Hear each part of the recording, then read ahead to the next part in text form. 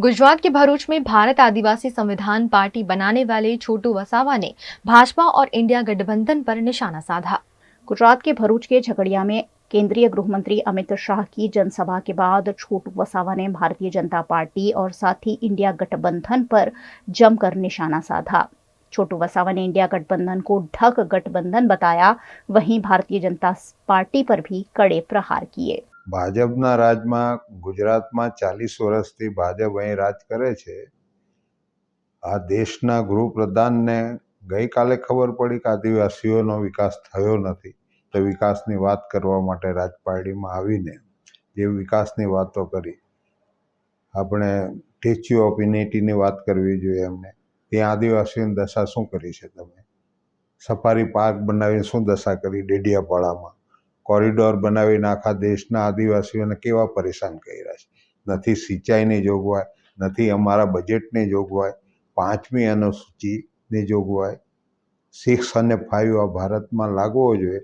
આદિવાસીઓ તમે કેટલા વખતથી રાજની અંદર છે, ભારતની અંદર 10 વર્ષ થવા આવ્યા તમને, તો લાગુ તો કરી દેવું જોઈએ ને। તાર રંજાડો કેમ છો તમે લોકોને?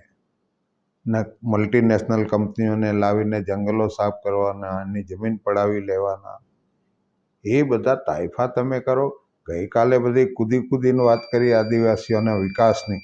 આદિવાસીઓ તો ભૂખે મરે છે। જ્યાં જીએમડીસી પર તમે જે સભા કરી ત્યાં 50 ગામની અંદર આજે પીવાના પાણીની સમસ્યા છે, પાણી મળતું નથી, એ વાત કરવી જોઈએ। પાણી વગર કોનો વિકાસ થવાનો છે? મારે એમ કહેવું, પાણી તો બિલકુલ ત્યાં છે નથી।